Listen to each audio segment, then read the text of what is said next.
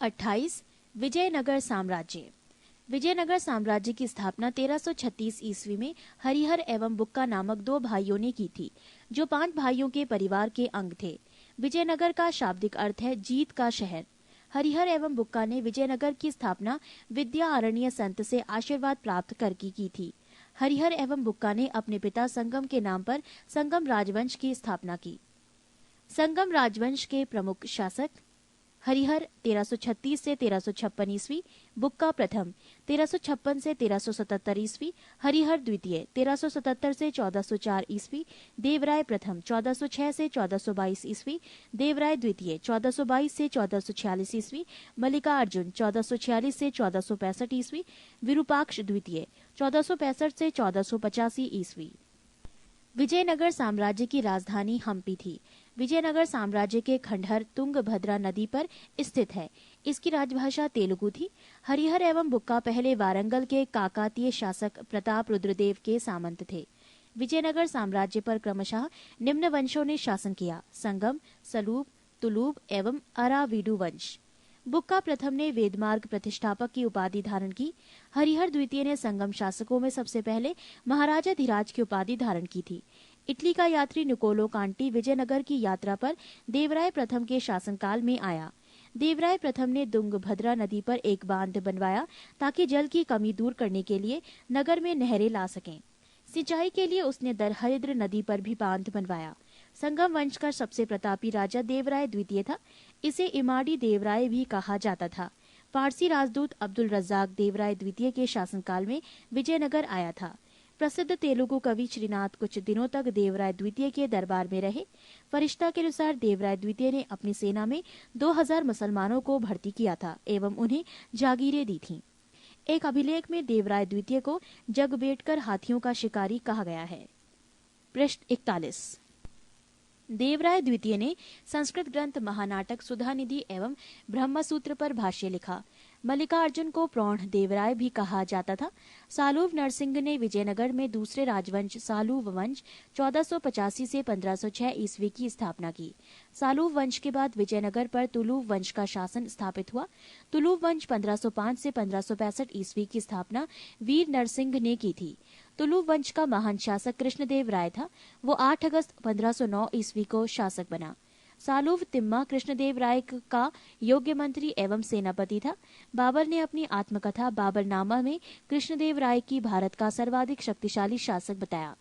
कृष्णदेव राय के शासनकाल में पुर्तगाली यात्री डोमिगोस पायस विजयनगर आया था। कृष्णदेव राय के दरबार में तेलुगु साहित्य के 8 सर्वश्रेष्ठ कवि रहते थे, जिन्हें अष्ट दिग्गज कहा जाता था। उसके शासनकाल को तेलुगु साहित्य का क्लासिक युग कहा गया है। कृष्णदेव राय ने तेलुगु में अमुक्त माल्याद एवं संस्कृत में जाम्बवती कल्याणम की रचना की। पांडुरंग महात्म्यम की रचना तेनालीराम रामकृष्ण ने की थी। नागलपुर नामक नए नगर हजारा एवं विठल स्वामी मंदिर का निर्माण कृष्णदेव राय ने करवाया था। कृष्णदेव राय की मृत्यु 1529 ईस्वी में हो गई। कृष्णदेव राय ने आंध्र भोज, अभिनव भोज, आंध्र पितामह आदि उपाधि धारण की थी। तुलुव वंश का अंतिम शासक सदाशिव था। राक्षसी तंगड़ी या तलीकोटा या बन्नी हट्टी का युद्ध 23 जनवरी 1565 ईस्वी में हुआ। इसी युद्ध के कारण विजयनगर का पतन हुआ। विजयनगर के विरुद्ध बने दक्षिण राज्यों के संघ में शामिल था बीजापुर, अहमदनगर, गोलकुंडा एवं बीदर। इस संयुक्त मोर्चे का नेतृत्व अली आदिल शाह कर रहा था। तालीकोटा के युद्ध में विजयनगर का नेतृत्व राम राय कर रहा था।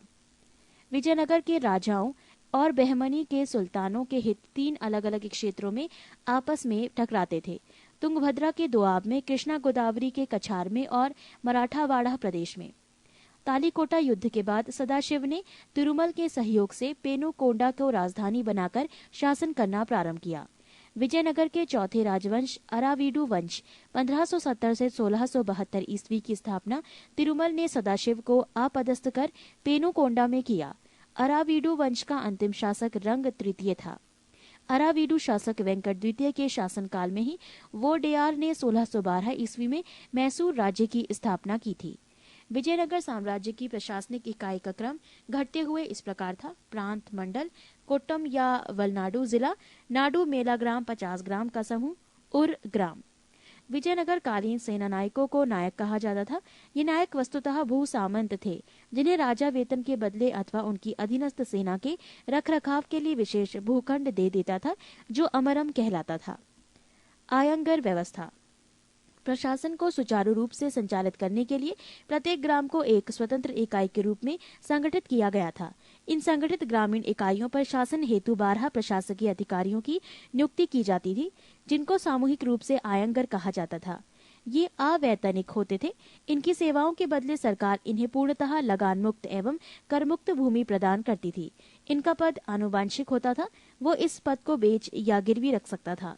ग्राम स्तर की कोई भी संपत्ति इन अधिकारियों की इजाजत के बगैर ना तो बेची जा सकती थी और ना ही दान में दी जा सकती थी।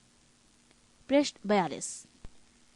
कर्णिक नामक अयंगर के पास जमीन के क्रय विक्रय से संबंधित समस्त दस्तावेज होते थे। विजयनगर साम्राज्य की आय का सबसे बड़ा स्रोत लगान था। भू राजस्व की दर उपज का 1/6वां भाग था। विजयनगर आने वाला प्रमुख विदेशी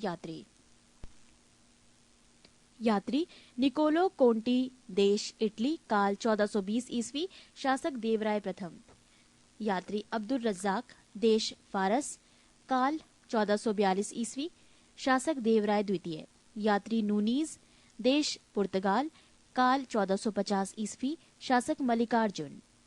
यात्री डोमिंग पायस, देश पुर्तगाल, काल 1515 ईस्वी, शासक कृष्णदेव राय। यात्री बारबोसा, देश पुर्तगाल, काल 1515 से 16 ईस्वी, शासक कृष्णदेव राय।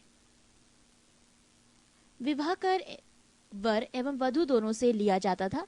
विधवा से विवाह करने वाले इस कर से मुक्त थे। उनबली ग्राम में विशेष सेवाओं के बदले दी जाने वाली लगान मुक्त भूमि की भूधारण पद्धति थी। रत को डंगे, युद्ध में शौर्य का प्रदर्शन करने वाले मृत लोगों के परिवार को दी गई भूमि को कहा जाता था। कूटग्गी, ब्राह्मण, मंदिर या बड़े भूस्वामी जो स्वयं कृषि नहीं करते थे, किसानों को पट्टे की भूमि दे देते थे। ऐसी भूमि को कूटग्गी कहा जाता था। वो कृषक मजदूर जो भूमि के क्रय विक्रय के साथ ही हस्तांतरित हो जाते थे, कूदी कहलाते थे। विजयनगर का सैन्य विभाग कदाचार कहलाता था तथा इस विभाग का उच्च अधिकारी दंडनायक या सेनापति होता था। टकसाल विभाग को जोरी खाना कहा जाता था। चेटियों की तरह व्यापार में निपुण दस्तकार वर्ग के लोगों को वीर पंचाल कहा जाता था। उत्तर भारत से दक्षिण भारत में आकर बसे लोगों को बड़वा कहा जाता था। विजयनगर में दास प्रथा प्रचलित थी। मनुष्यों के क्रय विक्रय को वेस वर्ग कहा जाता था। मंदिरों में रहने वाली स्त्रियों को देवदासी कहा जाता था। इनको आजीविका के लिए भूमि या नियमित वेतन दिया जाता था। नोट: विजयनगर की मुद्रा पैगोड़ा तथा बहमनी राज्य की मुद्रा हून थी।